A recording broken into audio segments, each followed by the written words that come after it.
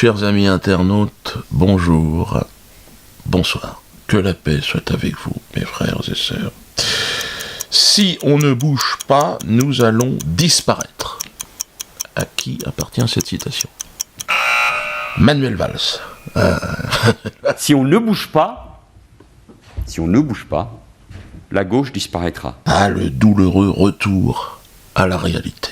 Après l'euphorie de la victoire de 2012 et 4 années de festivités, où on a tortillé les fions, on a fait du scooter, on a interdit des spectacles. Bon, là, c'est le réveil avec la gueule de bois.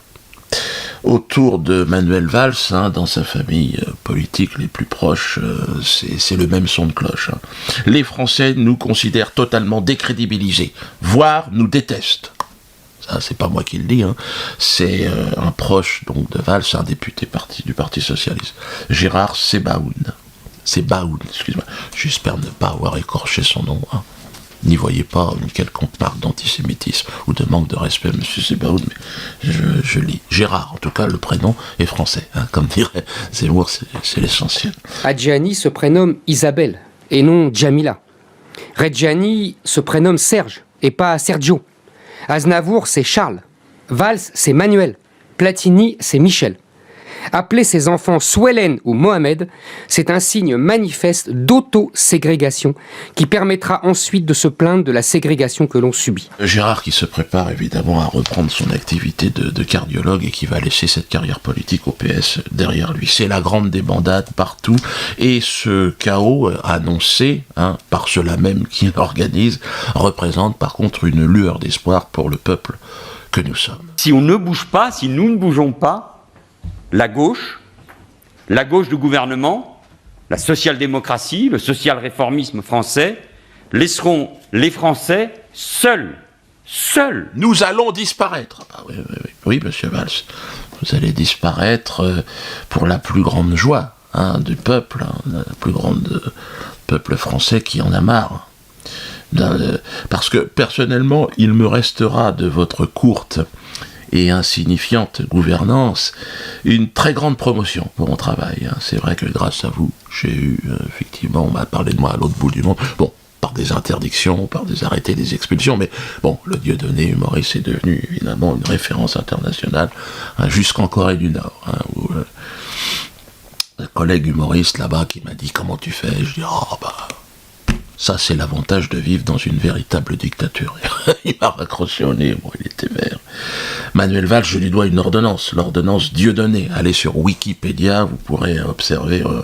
Pour un mec qui a juste fait des études en mécanique, je pensais pas être étudié un jour à la fac, mais il y a une ordonnance de Dieudonné du Conseil d'État du 9 janvier 2014. Donc ordonnance de 4 pages, rédigée en un temps record de 23 minutes.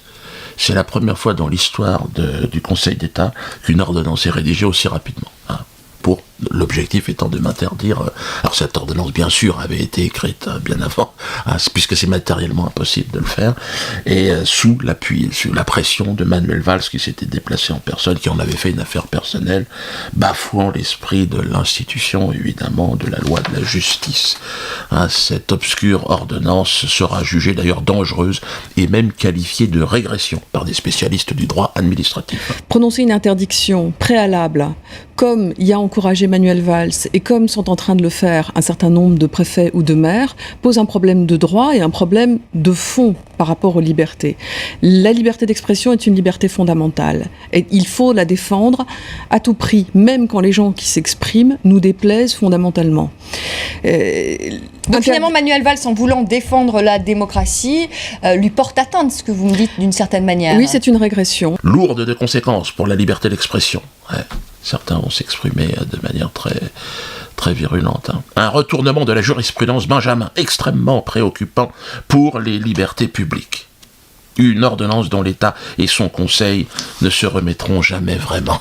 Non, ça a pris des proportions. Je suis devenu, si vous voulez, au centre d'un débat qui dépassait évidemment le cadre de mon travail humoristique.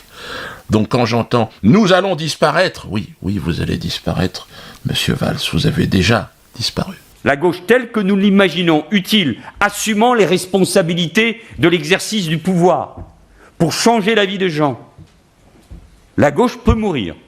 Ouais, je suis désolé de vous l'apprendre, mais vous avez laissé derrière vous le chaos, la terreur, les attentats, la désolation d'une société en plein effondrement, avec un goût de guerre civile qui approche, évidemment, à grandes enjambées. Vous allez disparaître, votre œuvre va se dissoudre dans le temps. Voilà ce qui va se passer, plus vite encore qu'une chanson d'Enrico Macias ou de Patrick Bruel. Un véritable torture pour les oreilles de notre jeunesse au bord du suicide. Adieu El Gringo, adieu El Blancos. Il y a fort à parier qu'une fois perdu, évidemment, ton immunité, nombre de tes actuels adversaires t'entraîneront à t'expliquer devant les tribunaux. Chacun son tour, El Gringo. Tu m'y as envoyé, ça sera à toi. Je viendrai assister à tes procès. Et je serai bien sûr à la disposition de tes adversaires, de la partie civile, ce qui est normal, dans l'intérêt de l'État, dans l'intérêt de la vérité, pour témoigner du peu de considération que tu as témoigné pour la France, pour les institutions, et notamment pour la justice, et pour l'indépendance de la justice, que tu as mis à mal, et pour la vérité que tu détestes. À bientôt Manu, à bientôt Manuel Valls, Manu la Tremblote, accroche-toi, car pour toi le plus dur est à venir, bien sûr, puisque là les gens qui vont prendre le pouvoir ne te feront aucun cadeau. Ils commencent déjà à parler de toi, à parler de procès et tout ça. Sarkozy, mais toi aussi, tu y auras droit. Ils seront durs, ils seront aussi malhonnêtes et méchants que tu l'as été à leur endroit. Quant à moi, Manu, et malgré évidemment l'acharnement dont j'ai été victime de ta part, eh bien moi je te pardonne. Qu'est-ce que je peux faire je te pardonne, je te plains, puissent les épreuves à venir t'apporter la paix. Trop de violence ici-bas, à l'image du très belliqueux Éric Zemmour que je citais tout à l'heure, enfermé dans un jusqu'au-boutisme suprémaciste arien, étonnant pour ce fennec de Constantine. Il nous explique que Omar Sy, Zinedine Zidane sont moins français que lui, car leurs parents ont choisi des prénoms qui ne sont pas dans le calendrier. Merde! Alors oui, ils sont moins français que moi, parce que moi, mes parents, et je les en bénis, ont fait l'effort de me donner un prénom dans le calendrier, comme on disait, c'est-à-dire français. Qu'est-ce que ça peut foutre? Alors moi, Dieudonné n'est pas dans le calendrier. J'ai envie de demander à Eric comment ça se passe. Parce que Mbala, ça je sais, j'ai compris que c'était pas dans le calendrier. Mais Dieudonné, est-ce que j'y ai droit ou pas? Et Barack, président des États-Unis, ses parents, ils auraient dû l'appeler comment? John? Même Alain Juppé, qui est quand même pas très courageux, Alain Juppé, il a dit non. Alain Juppé, vous savez, je l'aime bien parce qu'on a un casier judiciaire qui est à peu près autant rempli, lui et moi. 18 mois de prison avec sursis, il a pris en 2004, prise illégale d'intérêt dans une affaire d'emploi fictif de la mairie de Paris. Il a fait fort, J'étais jaloux, je l'ai un petit peu dépassé, quoique lui il a pu rentrer au Canada quand même. Ouais, ça va. Mais il était quand même en tant que repris de justice. Mais même lui, par rapport aux déclarations de Zemmour, il a dit... pourtant, normalement, il ferme sa gueule, toi. Mais là, il a parlé de frénésie. Donc, frénésie, c'est pas... Frénésie, c'est pas gentil. Enfin, ça veut dire qu'il y a un peu d'excès. Il a même affirmé ne pas vouloir entrer dans cette frénésie et ce délire. Donc, même si Juppé, tu te rends compte, commence à parler de délire, en ce qui concerne Zemmour, là, on est en train de... Il dit, on est en train de délirer complètement. Alors, tout à fait, monsieur Juppé. Mais ça, c'est pas nouveau. Vous êtes simplement en train de vous réveiller. Ça fait un bout de temps que tout part en couille. Moi, par exemple, je suis un humoriste, je vais partir en prison, 6 mois de prison, pour un sketch. Un sketch dans lequel je répondais à Patrick Cohen. Ouais. Il m'avait dit que j'avais un cerveau malade, alors j'avais dit non, et je lui répondais, et c'est sur une scène fermée, c'est pas en public, Et là, et alors que Zemmour, lui, il injurie et exclut une partie des Français de la communauté nationale. C'est pas des Français, foutez à la porte. Alors, il réunit une bonne partie des délits du droit de la presse, dans ses déclarations, injure, diffamation, incitation à la haine, discrimination raciale. Écoutez-le. Le djihad militaire, le djihad guerrier, n'a jamais été supprimé. Et c'est un élément fondamental de l'islam. Et donc, les soldats du djihad sont considérés par tous les musulmans, qu'ils le disent ou qui ne le disent pas, comme des bons musulmans, qui, c'est des guerriers, c'est des soldats de l'islam. Je sais que ça vous déplaît, mais c'est comme ça. Voilà. Éric Zemmour.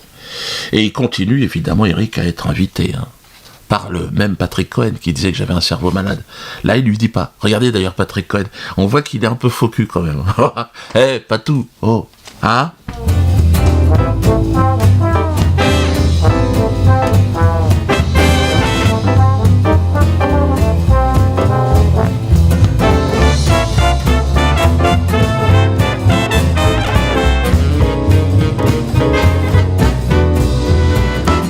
Tu lui dis, mais vas-y, parle, mettez-lui le micro un peu plus fort.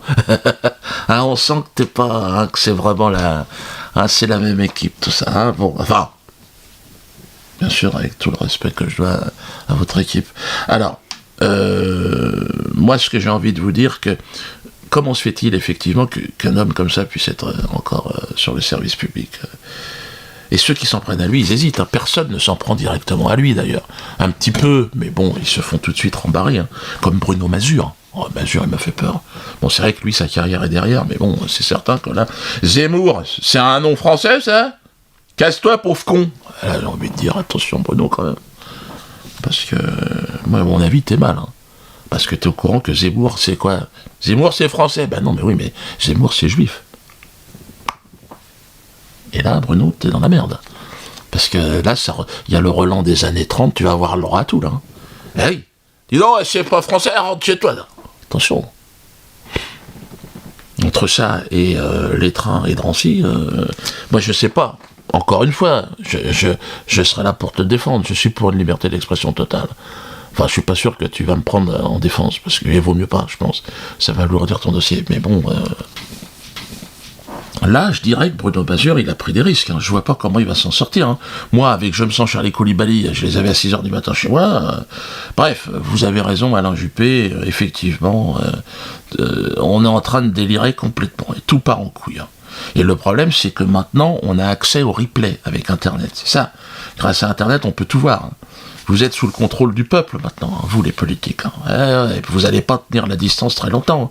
Tout ce qui est dit maintenant, que vous dites, que vous racontez quand vous vous lâchez comme ça, c'est analysé, et pas par vos journalistes marionnettes de la télé qui sortent des mêmes écoles que vous.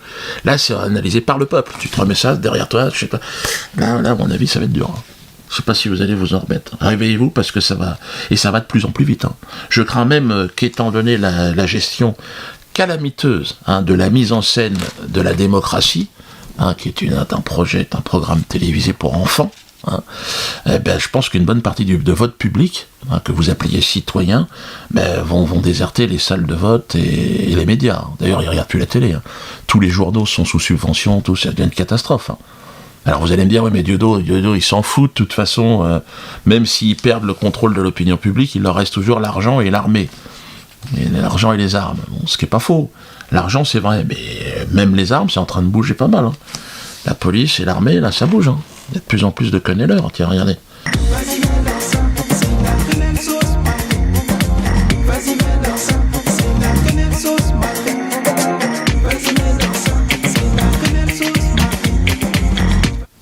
J'ai rien dit, j'ai tout dit.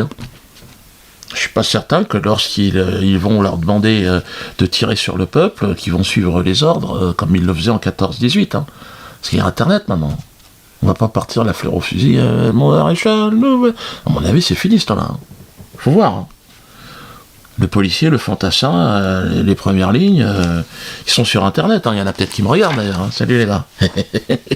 Petite canal, mais il y a peut-être un moment donné, il va falloir d'ailleurs que vous désobéissiez. Vous allez certainement être obligé si vous êtes dans la... Mais moi je sens que ça bouge. Lorsque ils sont venus me chercher les flics à 6h du matin chez moi, là, quand j'avais dit je me sens Charlie Coulibaly, là, devant mes gosses et tout ça, je sentais qu'il y en avait, ils étaient pas très fiers d'eux. Ils avaient la merde de cul, comme on dit. Ils ont quand même fait leur boulot, parce qu'il y a quand même une proportion de connards, évidemment, comme partout d'ailleurs. Il y a autant de connards dans la police qu'à l'extérieur de la police. Bon, peut-être un ou deux de plus, bon, on va pas... Petite dizaine, on va arrondir, mais enfin bon, il y a aussi des gens qui... En général, les plus lèche-culs, c'est ceux qui ont monté dans la hiérarchie. C'est pour ça que le mec à la base, il glisse des quenelles, toi.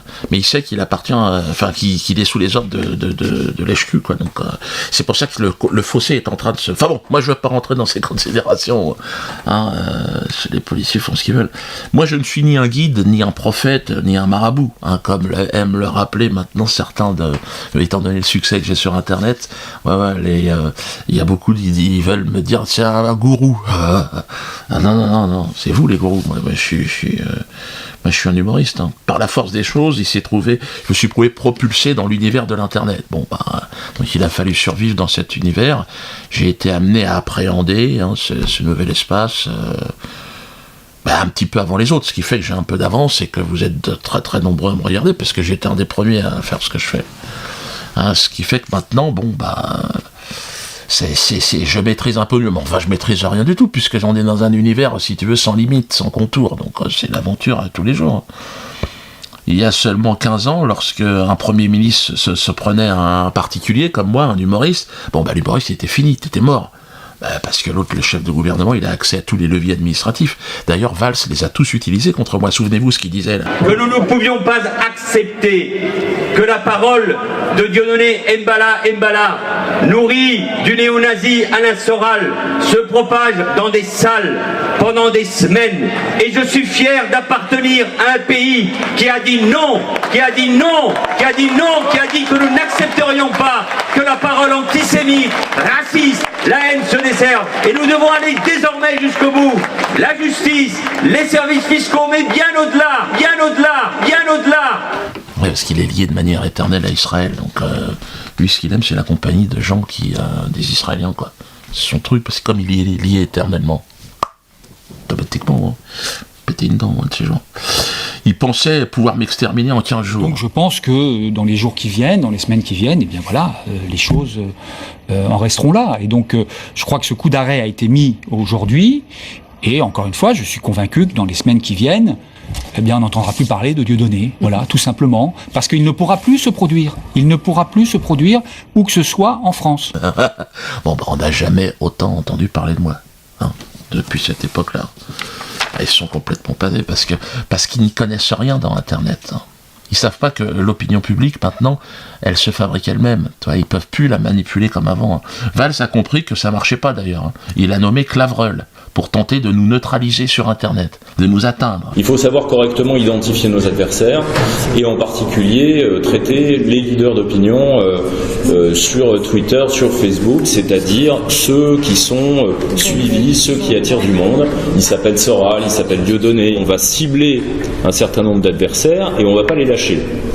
À partir de là, nous arrivons à obtenir, à législation constante et à moyens à peine augmentés, nous arrivons à obtenir un certain nombre de résultats. Et ça suffit pas. Et de toute façon, ça ne suffira jamais. Voilà. Mais ils n'y arrivent pas. Plus ils agissent d'ailleurs, et plus on se développe. Il y a eu Ananas Assurance, un succès planétaire. Ananas Crédit. Il faut que je vous parle de Ananas Crédit. On vient de dépasser la barre des 50 millions d'euros. Qu'est-ce que je viens de dire ? 50 millions d'euros. C'est la somme que nous allons récupérer pour vous auprès des banques. C'est cette somme qu'elles vous devaient d'ailleurs.